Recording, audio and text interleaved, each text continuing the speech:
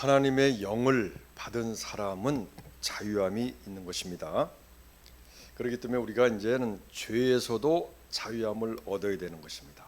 또한 각종 질병, 육체적인 질병, 또한 마음의 질병으로부터도 우리가 자유함을 얻어야 됩니다. 또한 환경의 저주, 다시 말하면 율법의 저주에서도 우리가 자유함을 얻어야 됩니다. 또한 이제 마지막으로 우리가 얻어야 될 자유함은 무엇인가? 바로 우리의 각자 나름대로 견고한 진으로 쌓여져 있는 그런 우리의 여기로부터 우리가 자유함을 얻어야 되는 것이죠. 다시 말하면 자기 부인인 것이죠. 고린도후서 3장 17절 말씀을 보시겠습니다. 주는 영이시니 주의 영이 계신 곳에는 자유가 있느니라. 개역 한글에서는 자유함이 있느니라. 주의 영이 계신 곳에는 자유함이 있다, 이렇게 말씀하고 있는 것입니다. 자유함이 없다면 우리가 정말 우리 안에 하나님의 영이 계신데도 자유함이 없다면 뭔가 우리는 문제가 있는 것이죠. 뭔가 잘못된 것이죠. 자, 이 자유란 것은 이제 영어로 이제 프리덤이 있습니다. 프리덤이란 것은 자연 상태에서의 그러한 인간의 자유, 그러니까 일반적인 자유, 적극적인 자유죠. 내가 마음대로 무엇을 할 수 있는 그런 자유. 근데 이 리버티라는 것은 어떠한 억압 속에서 과거의 억압 상태로 있다가 자유케 되는 것, 어떠한 속박으로부터 억압으로부터 자유케 되는 것, 뭔가 소극적인 것이죠. 이제 우리 성경으로 말하면 죄의 종으로 있다가 의의 종으로 되는 것. 죄의 종으로 있을 때는 자유가 없어요. 여러 가지 자유가 없어요. 그 다음에 마귀의 종으로 있을 때는 자유가 없어요. 그래서 우리는 하나님의 종이 된 것입니다. 이걸 이제 쉽게 얘기하면 죄로 인해서, 죄 때문에 우리가 억압되었었잖아요. 그래서 죄로 인해서 억압된 그러한 상태에서 이제 풀어줘가지고 해방시켜줘가지고 자유로운 상태가 되는 거. 이거를 갖다가 리버티, 다시 말하면 여기서 말하는 자유함이다. 죄사함, 죄로부터 풀려났다, 죄로부터 놓아주는 것, 이것을 얘기하는 것이죠. 그래서 이제 우리가 이제 보면 사면이란 말 있잖아요. 사면, 일반 사면, 특별 사면이 있는데 대통령이 하는 경우 이제 특별 사면이죠. 이런 경우에는 이 사면 같은 경우는 뭐냐면 놓아줄 사자예요. 놓아줄 사자. 그래서 놓아주셔서 남은 형을 면제해 주는 것, 형벌을 면제해 주는 것, 죄를 용서해서 형벌을 면제해 주는 것, 그렇게 해석하면 되겠죠. 우리가 어떠한 우리에 갇혀 있는 그러한 동물들을 보게 되면 뭐 개나 뭐 돼지나 여러 가지 뭐 짐승들 있지 않습니까? 그럼 그들에게 자유가 없어요. 주인이 주는 대로 먹고, 그 다음에 주어진 환경에서 거기서 그냥 살아야 돼요. 그러니까 그 안에 있다 보니까 자기들이 배설한 곳에서 그냥 또 쓰러져 자고, 또 그러다 병 걸리면은 거기서 죽게 되거나, 아니면 나중에는 전국적으로 어떻게 됩니까? 식당으로 가거나, 아니면 도살장으로 가거나, 아니면 병들어 죽거나, 이제 그렇게 된 경우, 그렇게 되겠죠, 그들의 종말은. 그러나 그 우리에서 한번 딱 풀어줘 보세요. 그냥 풀어주자마자 막 달려갑니다. 어딘지 모르게 막 달려가요. 그냥 그 자유란 것이 그렇게 그들에겐 좋은 겁니다. 자, 우리도 마찬가지인 것입니다. 우리도 사람들도 역시 원래 죄로 인해서 우리가 전적으로 타락하고 전적으로 부패돼 가지고 이제는 이 땅의 주인, 이 세상의 임금 왕인 마귀 밑에서 종로로 타다가 그래서 그냥 아무 자유도 없이 질병에도 걸리고 저주 가운데도 있고 하다가 그냥 전국적으로는 영원한 멸망으로 갈 수밖에 없는 그런 존재들이었다. 그런데 예수님께서 우리를 살려주셨습니다. 예수님께서 친히 속전이 돼서, 예수님 자신이 속전, 전이란 건 돈이죠. 옛날에 노예를 해방시킬 때 그를 속이란 것은 바꾸다는 뜻인 것입니다. 그를 양민으로 바꾸기 위해서 먼저 속전을 지불하죠.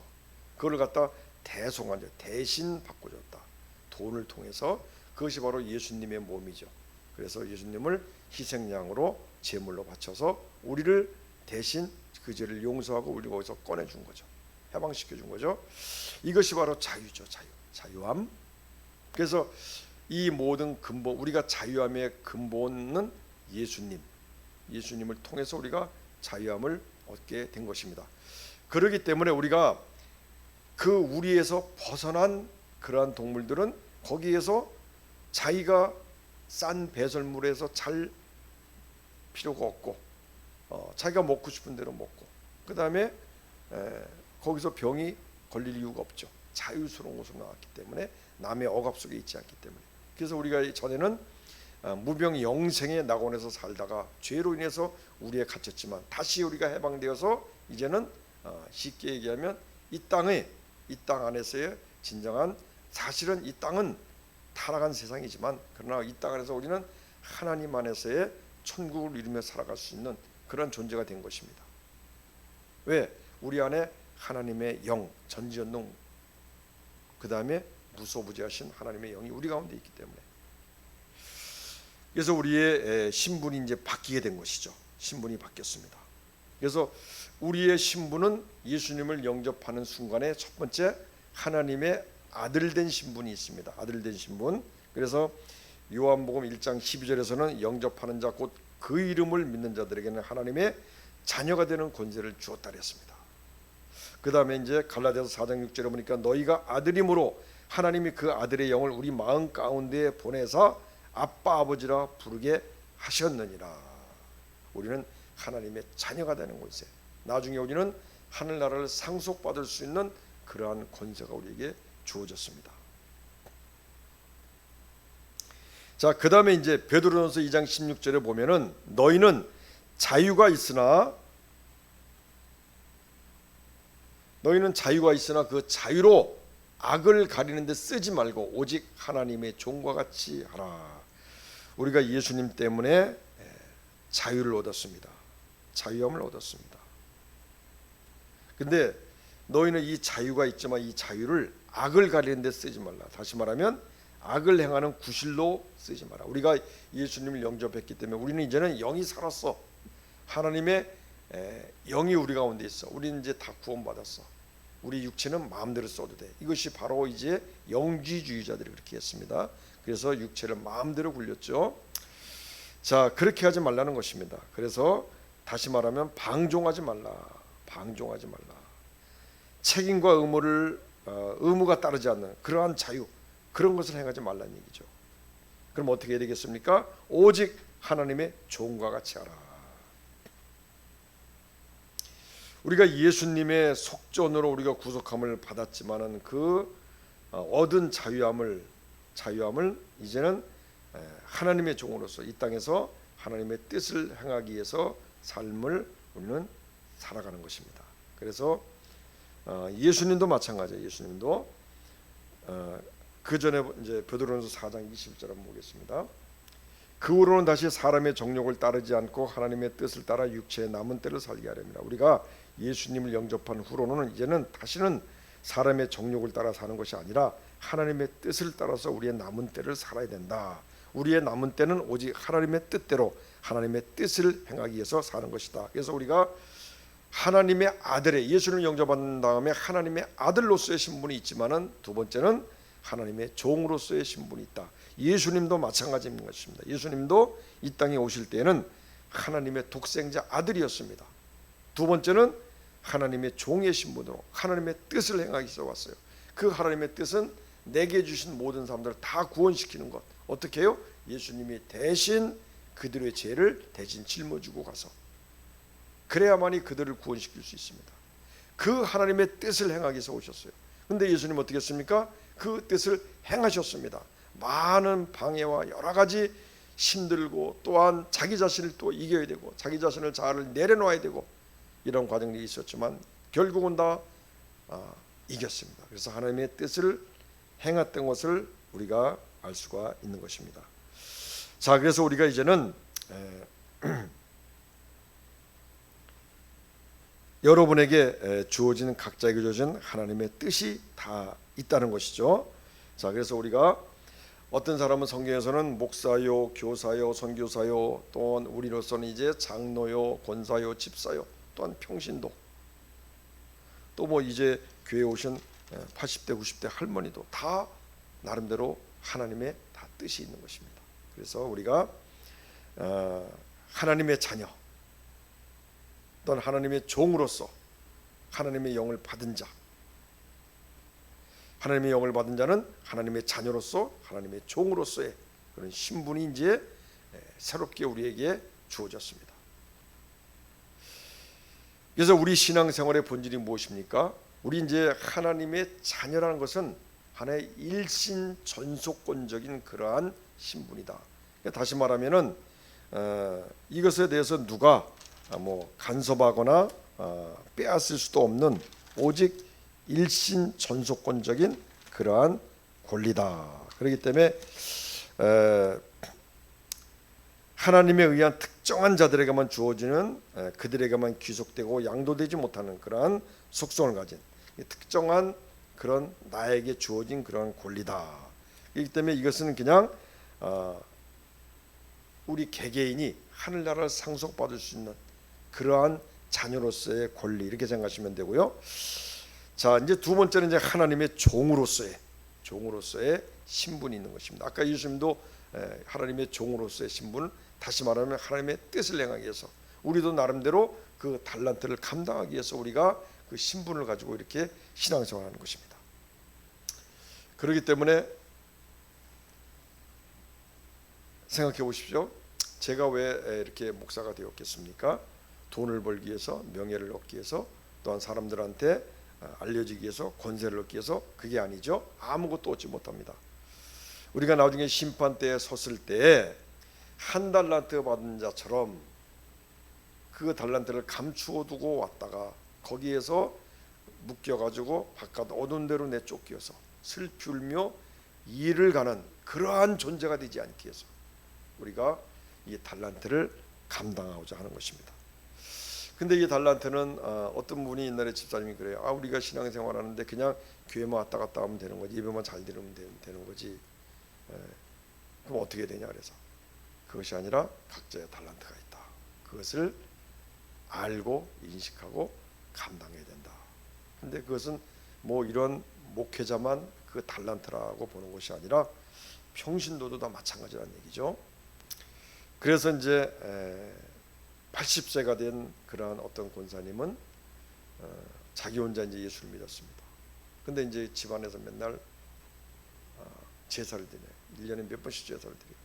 남편이 그 제사를 다 갖고 와가지고 그 권사님한테 맨날 준비하라고 시키는 거예요. 또 어떤 때는 괴로워하면서 안 할 수 없으니까, 안 하면 욕 먹고 혼나니까 그걸 준비하러 가다가 넘어져가지고 겨울에 다리가 그냥 환도뼈가 부러지고 수술하고, 또 그래도 또 이제 기도하면서 빨리 제사를 없애게 달라고, 남편을 구원시켜 달라고 기도했는데, 그래서 또 제사를 또 준비를 안 할 수 없어 하는데, 그때는 또 교통사고를 당해서 눈이 한쪽이 또한 실명이 되고, 그때 되니까 이제 남편이 변화가 되는 거예요.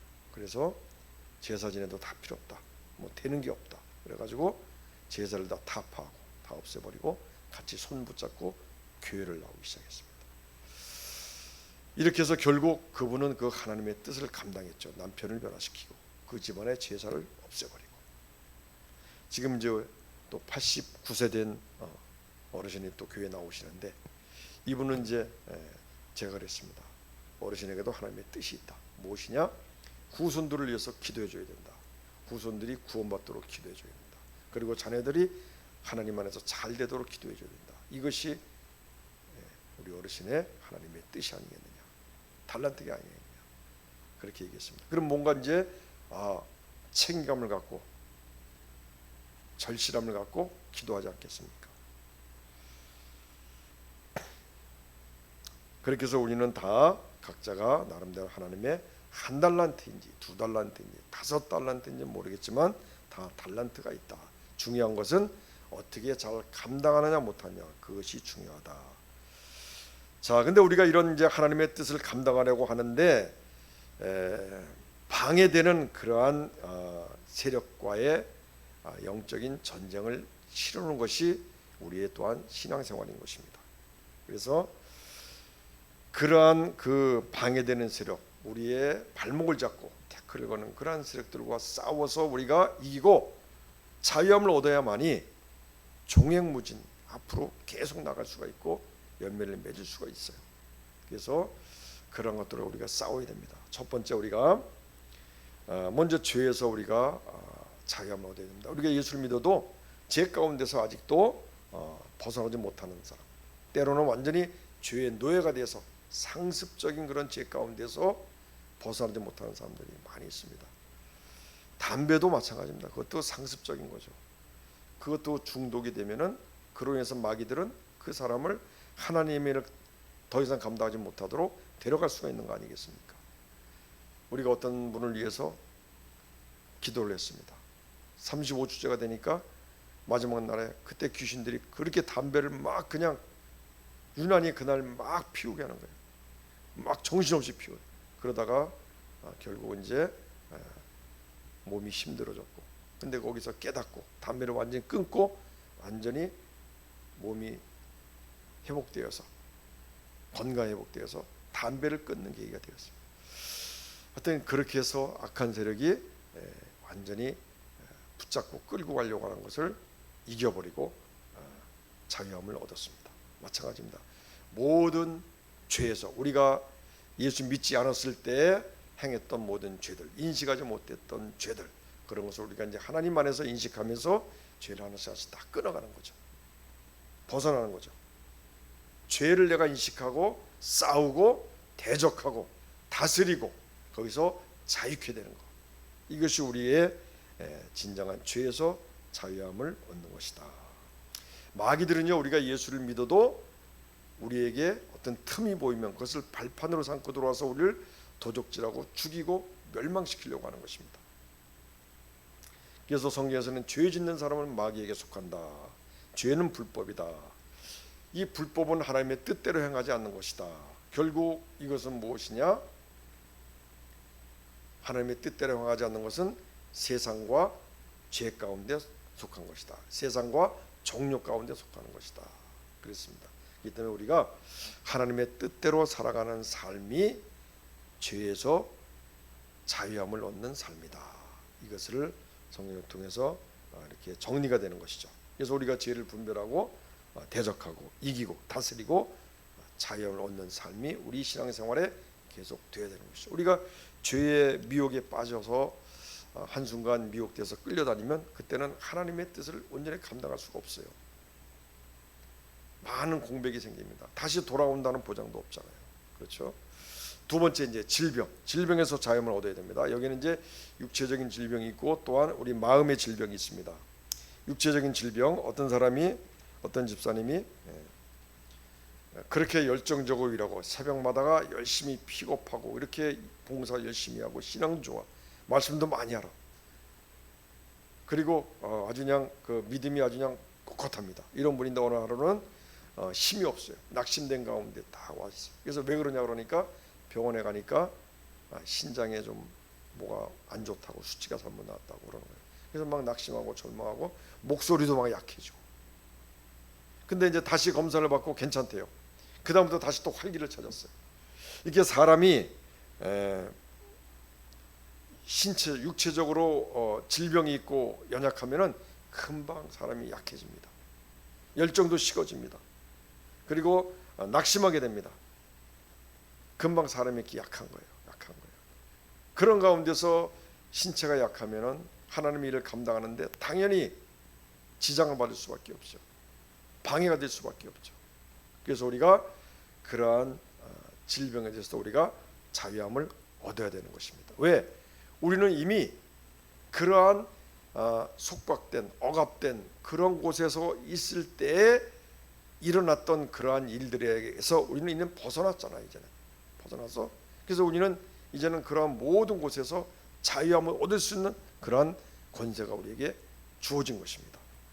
당뇨병 환자 같은 경우도 보면 엄청나게 관리하기 힘들어요. 하루 종일 아침, 점심, 저녁 식단 관리, 또 뭐 관리, 또 약 먹고 뭐하고, 그러다 보면 하나님의 일을 감당할 때 많은 지장을 초래하죠. 시간이 많이 뺏기죠. 열정이 식죠. 집중이 약하죠. 그래서 그것도 기도해서 기도해서 벗어나고 자유함을 얻어야 되는 것이죠. 예. 그래서 이제 최근에는 제가 주변에서 그런 걸 많이 봤습니다. 어떤 사람은 한 40년 된 그런 벙어리로 살았던 사람이 말이 트이고 정상으로 돌아오는 사람, 어떤 사람은 B형 간염의 보균자가 계속 기도하는 가운데 어느 순간에 검사 받아보니까 없어져 버렸어요. 다시 그래서 또 이제 거기에 예방 접종을 하고 그렇게 또 하는 것을 봤습니다. 그래서 예수님은 어제나 오늘나 영원토록 동일하시고, 예수님 시대, 사도 시대, 20세기에 일어났던 모든 성령의 운동 역사, 또한 80년대 90년대에 일어났던 성령의 역사들이 지금 우리에게도 나로부터 다시 시작될 수 있다는 것을 우리가 믿어야 되는 것입니다. 또한 우리가 그것을 쟁취해야 되는 것입니다. 자유함을 얻어야 되는 것입니다. 믿는 자에게 이런 표적이 따르니 내 이름으로 귀신을 쫓아내며 뱀을 집으며 무슨 놈을 마실지라도 해를 받지 않고 병든 자에게 손을 얹어 나리라. 믿음의 기도는 병든 자를 구원하리니 주께서 저를 일으키시라. 비록 저가 죄를 지었을지라도 사하심을 받으리라. 자, 그래서 우리는 믿으면은, 그리고 원하면은 우리는 기도해서 자유함을 쟁취해야 되는 것이죠. 그러면 우리가 하나님의 뜻을 행하는 데 있어서, 달란트를 감당하는 데 있어서 우리가 막히지 않고, 그리고 종횡무진 많은 열매를 맺으며 나아갈 수가 있는 것이죠. 또 마음의 질병이 있습니다. 불안과 두려움과 우울과 분노, 여러 가지, 또한 그로 인해서 자포자기하고 또한 적대감을 느끼고, 그런 마음의 그런 복잡한 환경 속에서 고통 나가는 사람들, 잠도 못 자고 불면증에 걸리고 그런 사람들 많이 있습니다. 얼마나 고통스럽습니까? 여러 가지 원인이 있겠지만 이것 또한 악한 세력에 의해서 속박되어서 아직 벗어나지 못하고 있다면 우리가 빨리 벗어나야 되는 것입니다. 왜? 이미 그들은 우리를 그렇게 속박해야 될 권세가 없습니다. 물론 우리가 죄를 지으면 그들은 합법적으로 들어올 수가 있겠죠, 어느 때나. 그러나 우리가 회개하고 그리고 이제 당당하게 쫓아내고 그렇게 하면 되는 것이죠. 그래서 이제 이러한 것에서도 우리가 누가복음 10장 19절에서는 내가 너희에게 뱀과 정갈을 벌며 원수의 모든 능력을 제할 권세를 줬으니 결단코 너희를 해할 자가 없으리라. 제자들이 이제 밖에 나가서 귀신을 쫓아내고 오니까 귀신들이 막 도망가는 거 떠나가는 거예요. 그래서 막 신나서 오니까 예수님이 그것만 가지고 기뻐하지 마라. 너희 이름이 하늘에 기록된 것이 더 중요하다. 그 권세와 능력을 우리에게 주셨다는 거죠. 그러니까 우리가 이것을 지금도 우리가 믿음을 가지고 사용하라는 얘기죠. 요한복음 14장 12절에서는 나를 믿는 자는 나의 한 일도 할 것이요 이보다 더 큰 일도 하리라. 자, 우리에게 이 모든 말씀을 액면 그대로 한자 한자를 내가 믿고 받아들이고 내가 고백하고 선포하면서 나가면은 그러면 이루어지는 것입니다. 우리는 그렇게 할 수밖에 없어요. 보이지 않는 하나님, 보이지 않는 악한 세력에 대해서 이 성경에 있는 말씀, 이 말씀을 우리가 진리로 여기고 능력으로 삼고 그 말씀을 우리가 주장하며 거기에 생명을 걸고 사는 수밖에 없어요. 서머나 교회, 빌라델피아 교인들이 그렇게 했습니다. 지금도 골방에서 그렇게 이 말씀 한마디 한마디 가지고 생명을 걸고 싸우는 사람들은 반드시 승리합니다.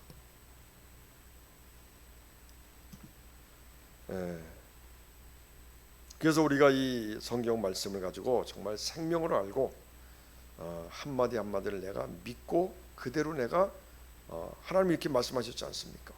이 말씀을 내가 믿습니다. 이대로 이루어 주시옵소서. 저는 믿습니다. 이렇게 하면 하나님도 다른 방법이 없어요. 우리가 기댈 곳이 어디 있겠습니까? 세상의 돈, 세상의 힘, 정말 힘들고 어려울 땐 와이프도 힘이 안 돼요. 몰라줘요. 자, 그래서 우리가 이러한 심리적 고통이 있다면은 우리가 먼저 분별해야 됩니다. 그래서 악한 세력이라고 생각된다면은 이렇게 믿음을 가지고 눌린 자를 자유케 하려고 오신 그 예수님, 우리에게 주어진 하나님의 자녀된 권세, 믿는 자에게 따르는 표적, 이것을 가지고 우리가 대적하고 이겨나가는 것이죠. 그래서 분별하고 인식하고 대적하고 싸우고, 그 다음에 결국은 우리가 그런 악한 마귀의 괴계로부터 우리가 이제는 눌림을 당하지 않고 속지 않고 오히려 다스리고 완전한 자유함을 얻는 그런 삶을 우리가 살아야 되는 것입니다. 우리가 이 세상의 악한 마귀의 괴계를 이길 수 없다면, 대적할 수 없다면 이 세상 믿는 사람들은 다 죽겠죠. 교회는 다 없어지겠죠. 그러나 보이지 않는 세력에 비해 보이지 않는 하나님, 그 하나님이 우리 안에 계신 그 하나님이 더 크다고 했습니다. 더 강하다고 했습니다. 그렇기 때문에 우리가 이런 믿음을 가지고 담대하게 대적하면서 마음의 속박으로부터 자유케 되시기를 간절히 축복합니다. 그 다음에 이제 세 번째는 율법의 저주에서 자유함. 우리가 예수를 믿어도 가난이 대물림되는 가정이 있습니다. 또한 결혼하지 못하는 가정, 결혼하더라도 자녀가 없고 불임되는 가정, 이혼하는 가정, 일찍 죽는 가정, 이러한 가정들이 어쩌다 있는 것이 아니라 그 가정에 이렇게 흐름이 있다면은 이것을 예사롭게 보지 말라는 것이죠. 자, 그래서 이런 것들이 있으면은 우리가 이러한 저주, 율법의 저주, 다시 말하면 성경에도 분명히 있습니다. 이러한 저주가 있다면 우리가 아무리 좋은 재능이나 환경이 좋고 탤런트가 많다 해도 가로막히게 되고 방해가 되고 진전이 안 되고 필요 없는 정력을 낭비하게 되고 노력한 만큼 성과가 나오지 않는 것이죠. 그래서 우리가 이것도 성경을 통해서 우리가 정확히 알고 우리가 대적을 해야 되는 것이죠. 출애굽기 20장을 보겠습니다.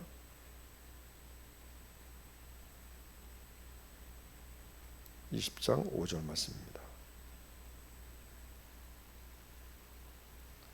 그것들에게 절하지 말며 그것들을 섬기지 말라. 나 네 하나님 여호와는 질투하는 하나님인즉 나를 미워하는 자의 죄를 갚되 아버지로부터 아들에게로 3, 4대까지 이르게 하거니와 나를 사랑하고 내 계명을 지키는 자에게는 1000대까지 은혜를 베푸느니라. 아멘. 바로 이 4장에 보면 우상 숭배를 하지 말라는 것입니다. 그래서 우상 숭배하는 자에게는 하나님은 질투하신다. 그들에게는 3, 4대까지 내가 벌을 내리겠다. 이렇게 말씀하고 있는 것입니다.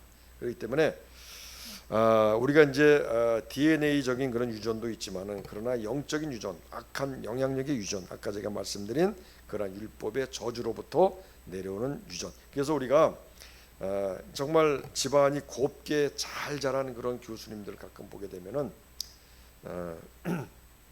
3대가 예수 잘 믿었던 그런 가정에서 좋은 대학교 유학도 하고 이렇게 교수가 되신 분들 보면은 이러한 것을 인정을 안 해요. 인정 안 해요. 그리고 뭐 이런 것은 잘못된 거다 이렇게 얘기합니다. 그러나 그러한 실질적으로 이러한 어려움을 당하는 사람들을 보게 되면은 그걸 쭉 추적을 해보게 되면은 분명히 2대 3대쯤 보게 되면 다 우상 숭배했던 가정이 많아요. 그래서 그것도 아주 지독하게 어렸을 때부터 그 부모가, 그 할아버지가, 할머니가 그래서 그 우상 숭배했던, 귀신을 이렇게 철저히 모셨던, 어렸을 때부터 그냥 초등학교 때부터 그냥 학교 갔다 늦게 오면 제삿날 늦게 오면 그 아버지한테 혼날 정도로 그렇게 해서 귀신을 모셨던 사람이 시집 와서 자녀를 낳으면 그 귀신들이 가만히 있겠습니까? 쫓아오겠죠. 왜 나를 안 섬기고 가냐고. 그렇게 해서 그런 것들이 이렇게 악한 영향이 그 가족의 가문에 내려오는 것이죠. 그래서 여러 가지 막 문제를 일으키는 것입니다.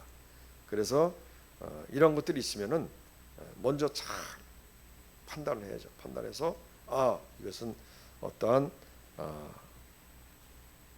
하나의 저주다. 율법적인 저주다. 그럼 이걸 인식하고 어떻게 성경을 통해서, 말씀을 통해서, 진리를 통해서 끊어야 되는 것이죠. 차단시켜야 되는 것이죠. 더 이상 내려가지 않도록. 그래서 이제 갈라디아서 3장 13절에서는 그리스도께서 우리를 위하여 저주를 받은 바 되사 율법의 저주에서 우리를 속량하셨다 그랬습니다. 그러니까 예수님께서 십자가에서 돌아가셨을 때 우리의 저주까지 다 속량시켜줬다. 우리를 저주에서 자유케 해주셨다. 우리가 이것을 믿어야 돼요. 알아야 돼요. 모르면은 내가 주어진 권리를 사용할 수가 없는 것입니다. 그래서 법에도 그런 말이 있잖아요. 법원에도, 법의 격언이죠. 법은 권리에 잠자는 자를 보호하지 않는다, 지켜주지 않는다. 내가 아무리 권리가 있어도 내가 그것을 청구하고 내가 쟁취하지 않으면 내 것이 되지 않는다는 거죠. 그냥 갖다 주지 않는다는 것이죠. 우리가 일제 시대에도 그런 것이 이제 있었다 그러죠. 그 해방이 되어서 라디오를 통해서 이제 일본 천황이 해방을 이제 선포했는데, 근데 이제 라디오가 있는 사람은 다 알고서 나와서 막 그냥 깃발 들고 막 그냥 환영하고 막 그냥 축제를 했는데, 시골에서는 깊숙한 시골에서는 라디오 같은 게 없으니까 그냥 아직도 일본 사람들 밑에서 거기서 일하고 거기서 얼마씩 받아먹고 그렇게 살고 소장농하면서 그렇게 몇 달 동안을 살았던 사람들이 많다고 합니다. 몰랐기 때문에. 실질적으로는 해방이 됐는데, 그래서 자기에겐 일본 사람한테 노예의 역할을, 노예가 될 이유가 없죠. 그걸 알았으면은 자기가 나는 이제 너의 노예가 아니야, 너는 가, 물러가, 강하게 대적하고 거기서 빠져나와야죠. 근데 모르면 어쩔 수 없는 거예요. 모르면 마찬가지입니다. 우리도 이러한 진리를 알았으면은 내가 이러한 저주 가운데 있다, 그러면 내가 이제는 내가 거기에 저주 가운데 있을 이유가 없잖아요. 그럼 어떻게 해요? 이러한 저주 가운데 있다면 내가 그걸 인식하고 그 다음에 회개를 해야 되겠죠. 회개. 비록 자기가 지은 죄가 아닐지라도 회개하고 그 다음에 대적하고 그 다음에 기도하면서 끝까지 쫓아내는 거죠. 왜냐하면 이 악한 세력들은 자기 있던 자리에 계속 머물러 있길 좋아해요. 그냥 내비두면은 일본 사람들이 그 남의 땅을 차지하고서 계속 있는 거예요. 그냥 나가라고 그러지 않으면. 너는 여기 권리가 없다, 나가라, 자꾸 주장하고 쫓아내야 되는 것이죠. 그것이 바로 우리가 해야 될 일이다. 이것을 알아야 되는 것입니다. 그래서 우리는 율법의 저주에서, 율법에는 분명히 저주라고 3, 4대까지 저주라고 되어 있지만, 그러나 우리는 예수님께서 우리 저주에서 속량시켜 주었기 때문에 우리는 그 저주에서 해방되고 자유함을 얻을 수 있는 그러한 권세가 있다는 걸 아시고 우리는 주장을 해야 되는 것이죠. 쟁취해야 되는 것이죠. 자, 그다음에 이제 마지막 자유함입니다. 마지막 자유함은 나의 자아로부터의 자유함. 우리가 그동안 살아오면서 학습된 신앙이 있습니다. 위로부터 내려온 학습된 신앙, 또한 자기만의 지식, 경험, 그런 자기만의 신앙, 그런 틀에서 벗어나지 못하고 그것이 견고한 하나의 진지가 되어버리면은 하나님의 영으로부터 오는 그러한 생명력을 내 안으로 받아들일 수가 없는 거예요. 막혀진 거예요. 이런 것을 내가 뚫고 깨트려 버려야 돼요. 이런 것에서 내가 자유함을 얻어야 되는 것입니다. 우리가 욥을 보면 알 수가 있습니다. 욥은 당대에 온전하고 정직하고 하나님을 경외하고 악에서 떠난 자라고 했습니다. 그는 이제 보통 사람하고는 믿음이 다르죠. 첫 번째는 재산이 다 날아가고 자녀가 날아가고 종들이 다 죽고 모두 날아갔습니다. 그렇지만 욥은 뭐라 그랬냐? 주신이도 여호와요, 거두신이도 여호와요, 여호와 이름이 찬송을 받을지어다. 우리 하나님을 찬송했습니다. 찬양했습니다. 대단한 믿음입니다. 이 정도 되면 아마 사람들은 하나님을 떠나고 배반하고 그 다음에 다른 종교로 갈 수도 있을 것입니다. 그 욥의 그 부인처럼 그런 사람도 있다고 합니다. 어떤 장로는 사업이 망하니까 그렇게 내가 하나님 앞에 11조 드리고 교회에 충성했는데 왜 망하게 했냐고 저 바닷가 바위에 가서 그렇게 하나님을 욕하고 원망하다가 죽었다고 합니다. 그런 사람도 있습니다. 그렇지만 욥은 배반하지 않았습니다. 그리고 죄를 짓지 않았습니다. 입으로 죄를 짓도 않았습니다.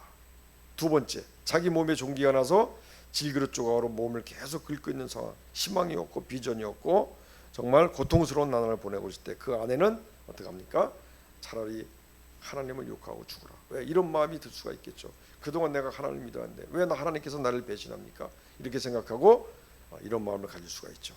진짜 가까이 힘들 때는 가장 가까이 있는 그런 와이프도 도움이 안 되는 것을 알 수가 있습니다.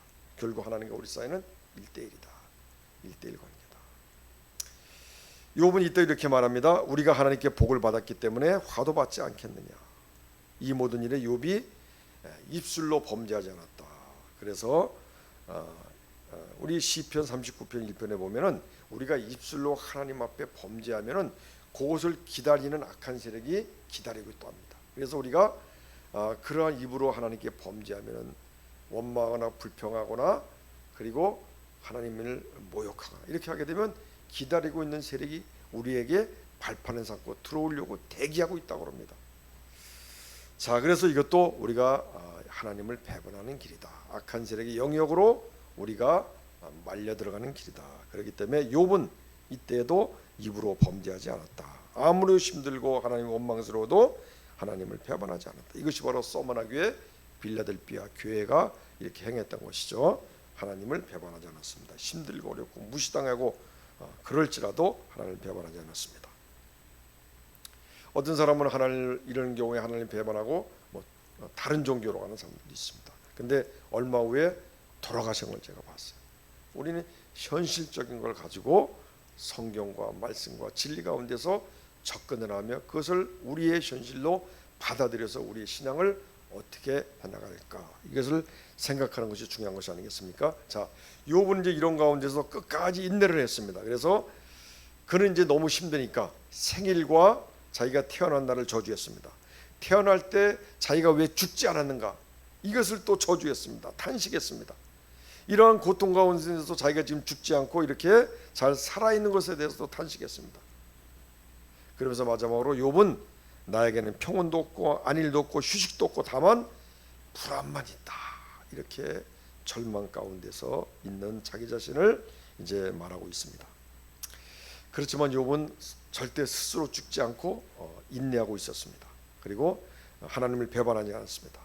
믿음이 좋은 사람들은 보면은 엘리야도 그렇고 욥도 그렇고 요나도 그렇고 아무리 힘들고 절망적인 상황에서도 하나님을 배반하지 않았고, 너무 힘들면 어떻게 얘기했냐, 차라리 하나님 나를 데려가 주세요, 이렇게 얘기했습니다.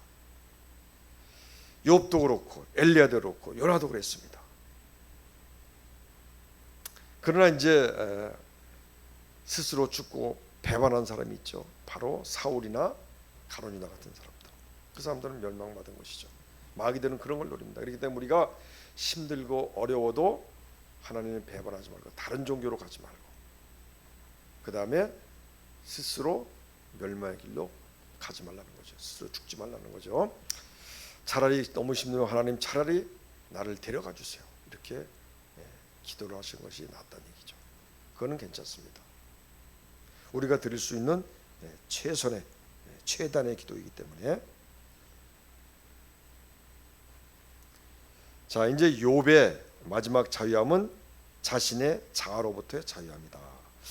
그는 사실 그 학습되었던 그러한 신앙들을 가지고 자기 자신은 항상 옳고, 처음에 말씀드린 대로 그 당시에는 온전하고 정직하고 하나님을 경외하고 악에서 떠난 자라고 했기 때문에 자기 자신만이 하나님보다 더 의롭다, 하나님의 의보다 자기의 의를 더 드러냈던 사람인 것입니다. 이걸 가지고 친구들하고 논쟁해도 답이 안 나왔습니다. 하나님하고 한참 논쟁을 했습니다. 그래서 결국 그는 이제 자기의 견고한 진, 굳게 고착화된 그러한 진지를, 마음의 진지를 깨트려 버렸어요.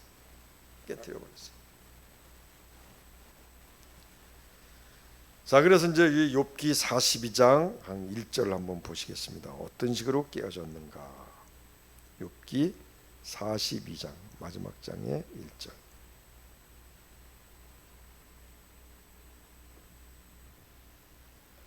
욥이 여호와께 대답하여 이르되 주께서는 못하실 일이 없사오며 전지전능하신 하나님을 인정하신 거죠. 무슨 계획이든지 못 이루실 것이 없는 줄 아오니, 자기는 그동안 무지한 말로 이치를 가리는 자가 누구니까. 그가 그렇게 했다는 거죠. 나는 깨닫지도 못한 일을 말하였고 스스로 알 수도 없고 헤아리기도 어려운 일을 말하였나이다.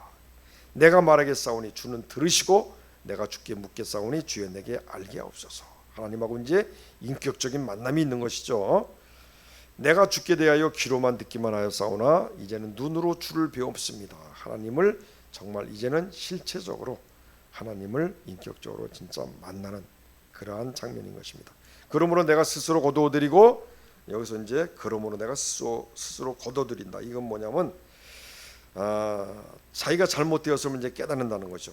그 다음에 내 자신을 여기서는 몹시 싫어하는 것이죠. 티끌과 재 가운데 회개하나이다. 자기 자신을 멸시하고 한탄하고 자기 주장을 거둬들이고, 다시 말하면 자기 자신을 증오하고 미워하면서 자기를 부인하는 거죠. 자기를 부인하는 것입니다. 자기 자아를 완전히 굴복시키는 것이죠. 그래서 결국 하나님 앞에 회개를 했습니다.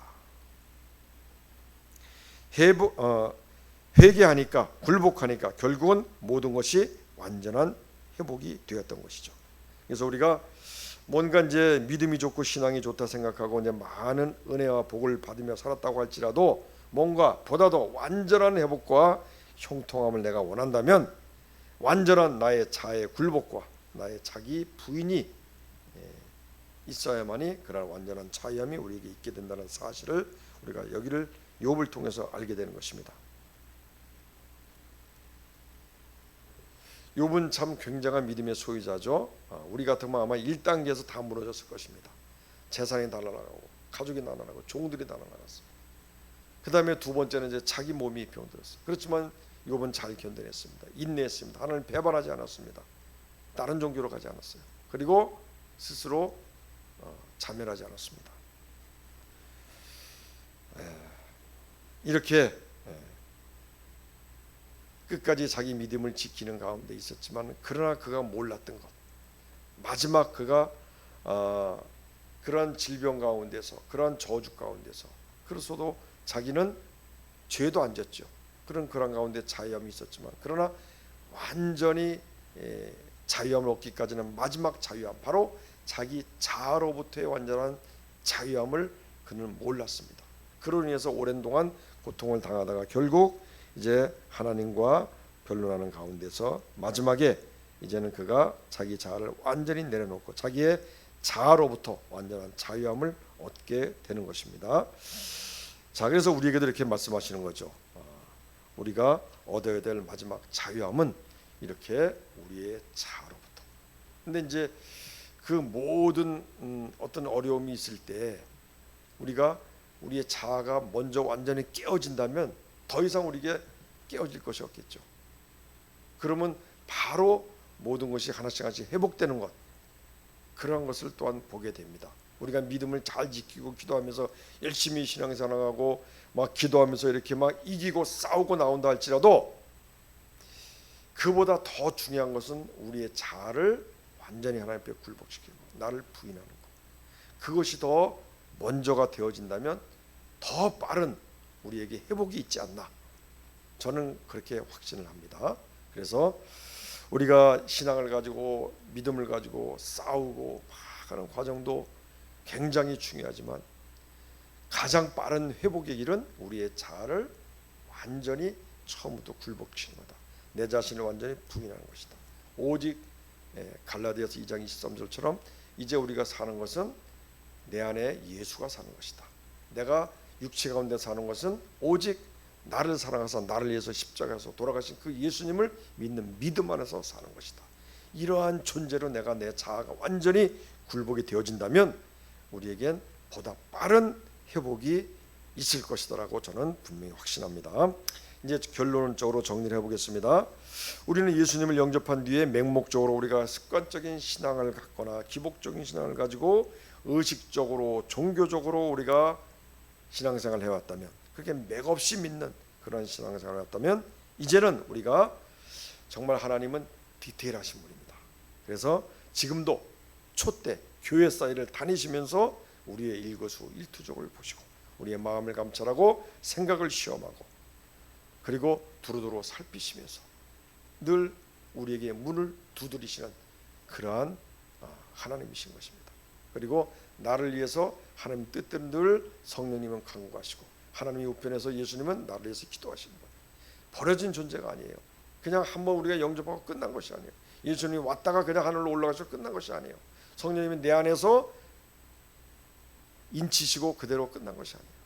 나를 위해서 늘 하나님의 뜻대로 기도하시는 성령이 나를 인도하시고 지도하시고 진리를 가르쳐주고 나의 중재자, 변호자, 그 다음에 위로자가 되십니다.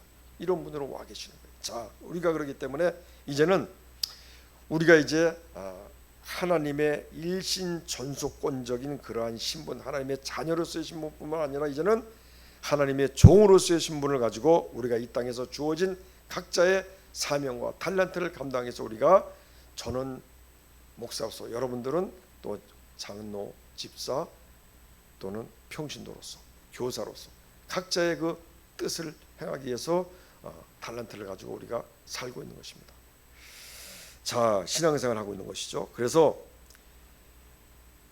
우리가 이제 이러한 그 하나님의 뜻을 행하기 위해서 우리가 이제 살아가고 있는데, 우리가 사실 방해하는 것이 너무나 많습니다. 우리의 주 목적, 핵심, 본질은 하나님의 뜻을 행하는 것입니다. 예수님처럼. 근데 방해하는 것이 많아요. 아까 얘기한 것처럼 죄로부터 유혹, 질병으로부터의 고통스럽고 걸림돌이 되고, 또한 발목을 잡고, 또한 율법의 저주로부터 정말로 많은 그러한 걸림돌이죠. 아무리 노력해도 노력한 만큼 대가를 얻지 못하고, 그런 율법의 저주, 환경의 저주, 또한 마지막으로 이제 나의 자아로부터, 내가 굴복하지 않고 나의 믿음과 의진이 있고 열심히 싸우고 말씀도 많이 하는데, 기도도 많이 하는데 마지막에 내 자아를 내려놓지 못하는 그런 부분이 있습니다. 여기서부터 우리가 자유함을 얻어야 되는 것입니다. 우리가 이제 어떠한 길을 가는 데 있어 방해되는 많은 것들이 있지 않습니까? 뭐 짐승들도 나오고 여러 가지, 또 뭐 건너야 될 강도 있고, 또 여러 가지, 또 뭐 사막도 있고, 뭐 홍수도 있고, 이런 것들을 다 우리가 극복하고 가야지 빨리 갈 수 있지 않습니까? 제대로 갈 수 있지 않습니까?